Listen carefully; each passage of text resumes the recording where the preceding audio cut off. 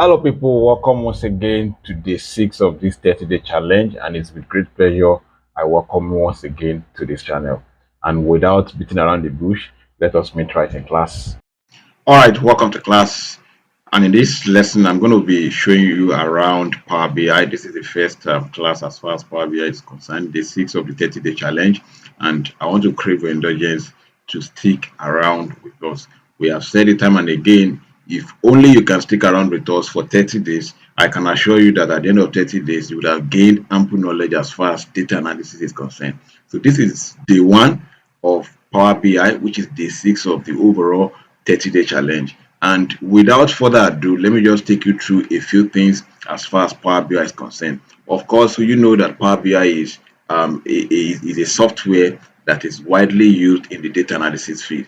And basically, the strength of Power BI lies around having interactive dashboard designed for your taste, and you can actually do quite a number of things as far as Power BI is concerned. So I'm not going to be wasting your time talking about those things that you can do with Power BI. But as we progress, I want to believe that you will find it much more useful and insightful. So the first thing that I would like to do is just to show you around Power BI, and also show you a few things on how you can get data into Power BI. And peradventure you don't have the software, I will ensure that I leave a link in the description box below so that you can download the software for yourself after watching this video. And if you have not seen the previous videos, please go ahead and check those videos on this channel, and you'll be glad that you make that choice. All you need to do is invest 7 minutes of your time, or at most 8 minutes of your time on daily basis, and you will scale up in this field. Now, the first thing that I want us to look at is, if you look at this part of the software, this first one that you are seeing is what we call the report view. So if, well, of course, what we do is basically we are trying to develop, prepare reports to share with maybe stakeholders, and also generate some meaningful insight from data. That's the essence. And we know that analysis is all about generating insight. So if you're analyzing and you cannot generate meaningful insight, then it's just a sheer waste of time. So here we have the report view, and this is where we build all kinds of charts that we can build. In no time, I'm going to show you a few things that we can do if time permits in this class. So we have the report view, then we have the table view. So once I import my data into this software, or whatever table I have in the data, because it's possible I have more than one table embedded in the data set that is of interest to me. So if I have as many tables as possible, I'm going to see all of those tables under this table view. And then we have the model view. That's where we establish relationship. So as we progress, we're going to be talking about relationships and all of those things, because it's all about trying to establish relationship between different tables when we are analyzing. So with that relationship, we observe that there are certain things that will be limited as far as your analysis is concerned. Then we have the DAS. Depending on the version of Power BI that you have installed, you might not see this, and you might also see it. And this actually stands for data analysis expression. So it's more or less like a query language, which is similar to what we do with SQL and other database applications that we have. And also, aside this, of course, these are the basic icons that we use many of the time that we are going to be using this software. Then we have to come around this side. This is the ribbon, and here we can do a number of things there. So depending on the tab that you are on, that will actually determine what you can do around there. But first, one thing I want you to know is you need to bring in data into the software. So for you to get started at all, the first thing is to bring in data into the software. So ensure that you have your home tab selected, because if you are under insert, that means you are doing a different thing entirely. Under modeling, we are doing a different thing entirely. In no time, we'll come to that as well. But for now, stick with the home tab. Then under home tab, to get data into the software, all you need to do is just click on get data.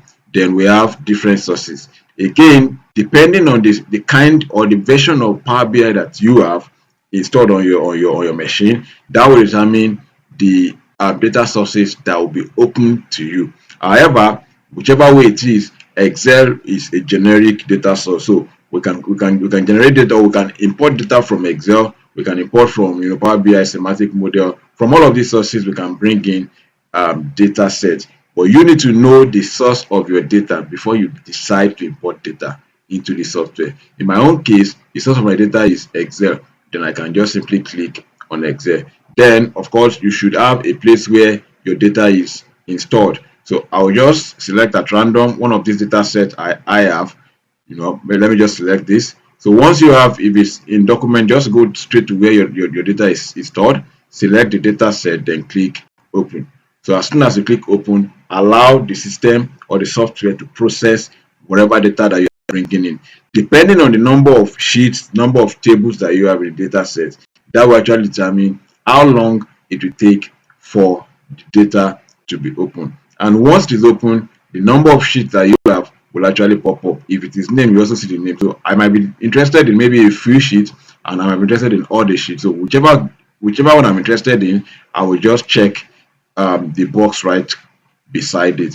And as I'm selecting, I will see a preview of the data that is embedded in this particular sheet. And you can see those data somewhere around there. So I can select the other ones if I want, select the other one. But this part is quite important. If I'm sure that my data is okay and is clean enough for me to be able to analyze, then I can just simply click on load. But if I feel there's need for me to do a few transformation, I'll just click on transformation. This will actually take me down to the Power Query tab. If you've not used Power Query before, it's not a problem.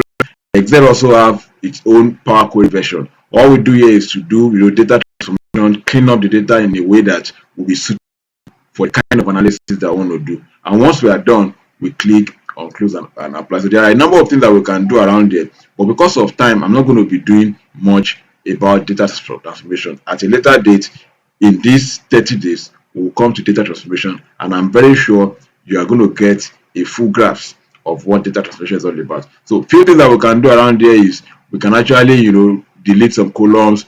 We can create additional column if we want.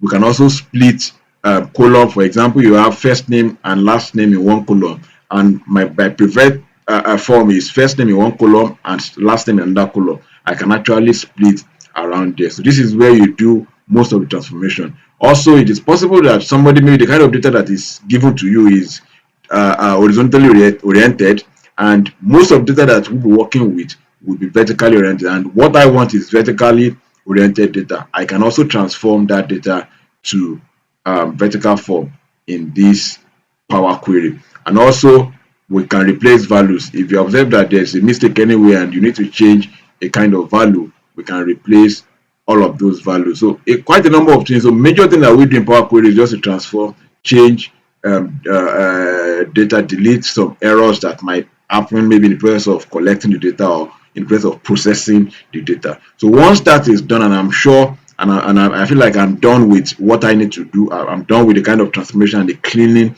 that I need to do. In some quarter, they call it data wrangling. So it's part of trying to ensure that your data is fit for use. However, from here, if peradventure maybe I've done a kind of cleaning and I feel it was a mistake, or maybe it was done in errors or something, so I need to go back, just like we do Control Z in maybe Microsoft Word. You made a mistake or you want to go back one step. We can also do the same here too. So if I observe that I need to go back maybe a step or go back to a particular step, all I need to do is just come to this apply steps.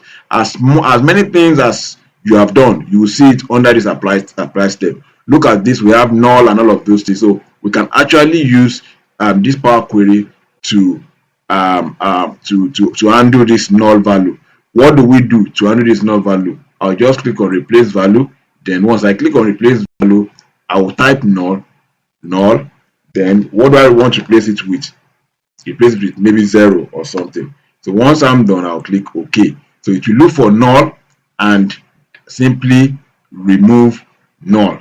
That's what will happen. So it's processing that already. So like I was saying, if I need to go back one step, maybe to the previous step, or I want to go back to a particular step, maybe 3 steps backward, all I need to do is just to come back here and click on this particular icon, and I'll be able to go back. You observe that replace value did not work. Why? Because we did not select the column where we want to replace from. So if you select this column, and you click on replace values, so I can then type null. This is cleaning that we are doing.